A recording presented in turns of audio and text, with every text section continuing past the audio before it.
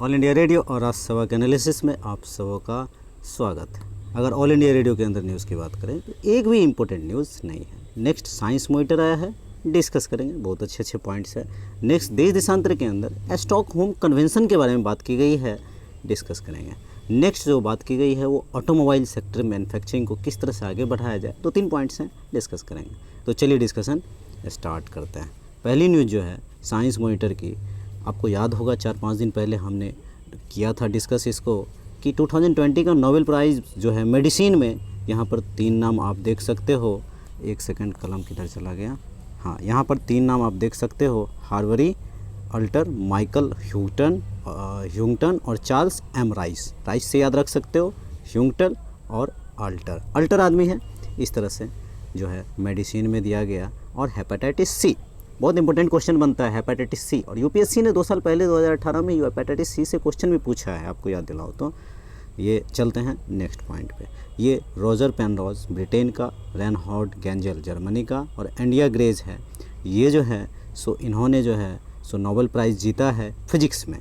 किस चीज़ के लिए? रोजर पेनरोज ने बताया ब्लैक होल सापेक्षता सिद्धांत का प्रत्यक्ष परिणाम है। इसको थोड़ा अच्छे तरह से देखना आप लोग, ब्लैक होल से रिलेटेड है और इससे भी क्वेश्चन यूपीएससी ने बनाया है। रेनहार्ड और एंड्रिया ने मिल्की ये के केंद्र में एक कॉम्पैक्ट और सुपरमैसिव ऑब्जेक्ट की खोज की है। चलते हैं नेक्स्ट पॉइंट पे। नेक्स्ट पॉइंट की बात करें तो इमैनुएलो कारपेंटियर और जेनिफर ए डोंडा, इन्होंने भी रिसर्च किया है केमिस्ट्री में और CRISPR-Cas9 टेक्नोलॉजी से रिलेटेड, मतलब जीन एडिटिंग का कुछ किया है, तो इसको भी देखा जा सकता है अच्छी तरह से। चलते हैं नेक्स्ट पॉइंट पे। कोकई-नाल, ये जो कोकई-नाल है ये एक आप कह सकते हो लेबोरेटरी के टाइप कह सकते हो, तमिलनाडु के पलानी हिल्स पर स्थित है। तमिलनाडु के पलानी हिल्स पर यह स्थित है। ये इम्पोर्टेंट होता है कहाँ पर है, और 1999 से ये काम कर रहा है। और ये जो सन से जो मैग्नेटिक फील्ड निकलता है, उस मैग्नेटिक फील्ड के सारे को एक जगह इकट्ठा करके स्टडी किया जाएगा, कब किस तरह का सन स्पॉट हुआ, क्या हुआ, नहीं हुआ, ये सारा कुछ सूर्य के अध्ययन का अवलोकन के लिए कोडाई कुलम विश्वस्तरीय उपकरण लगे हुए हैं यहाँ पर। तो ये बहुत ही फ़ायदेमंद सिद्ध हो सकता है। चलते हैं 1915 से 65 के डाटों को एकत्रित किया जाएगा।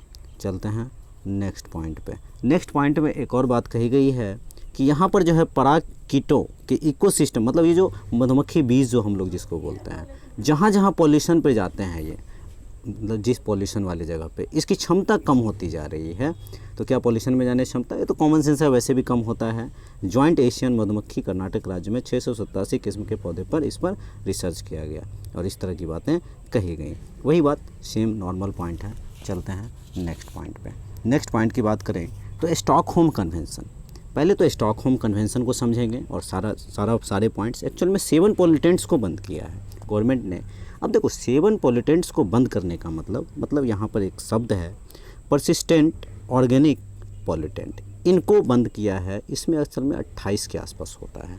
भारत ने 2800 को एक तरह से बंद किया है, लेकिन मेनली 7। अब कौन कौन सा पॉल्यूटेंट है इसको आप लोग थोड़ा सर्च मारना।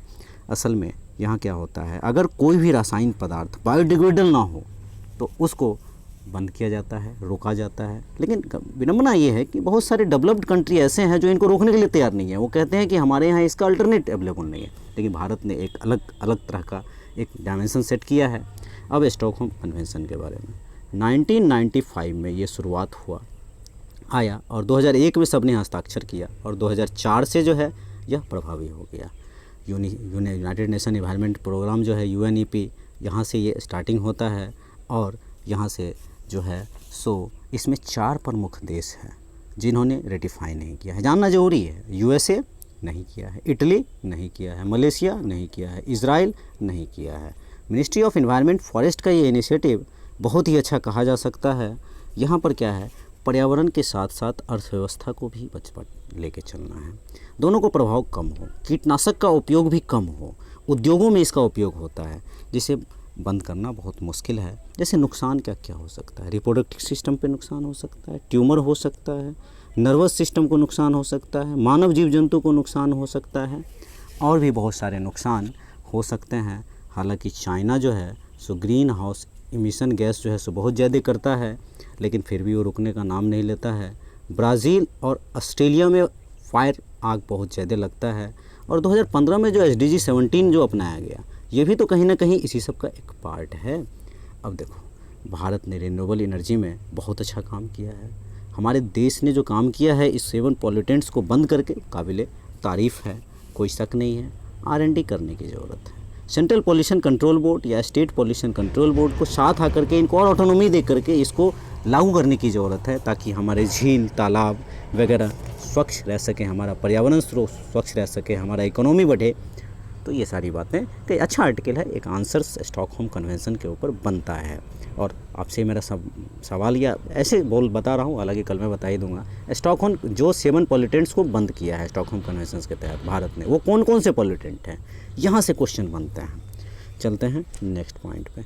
मोबाइल कंपनी को किस तरह से बूस्ट किया जाए और भारत में किस तरह से मोबाइल को आगे बढ़ाया जाए, मैन्युफैक्चरिंग को, इसके ऊपर बात की गई है। ज़्यादा कुछ पॉइंट नहीं निकलता है, मतलब एक हब बनाया जाए, हालांकि यूपी में आपको याद होगा, और इंसेंटिव दिया जाए, इंसेंटिव दे रहा है गवर्नमेंट, और इसमें R&D होना चाहिए, रिसर्च होना चाहिए, अकॉर्डिंग टू यूज़र जो है सो उसके अनुसार उसका कंफर्टेबल मोबाइल हैंडसेट बनना चाहिए, अकॉर्डिंग टू सिम हैंग नहीं हो। ये बहुत सारी चीज़ें हैं, नॉर्मल छोटी छोटी बातें, और एक्सपोर्ट भी किया जा सकता है छोटे छोटे कंट्री में, तो इससे रेवेन्यू भी जनरेशन किया जा सकता है, और कुछ ज़्यादा पॉइंट्स इससे नहीं निकलता है। तो आज के डिस्कशन में इतना ही था। Thank you.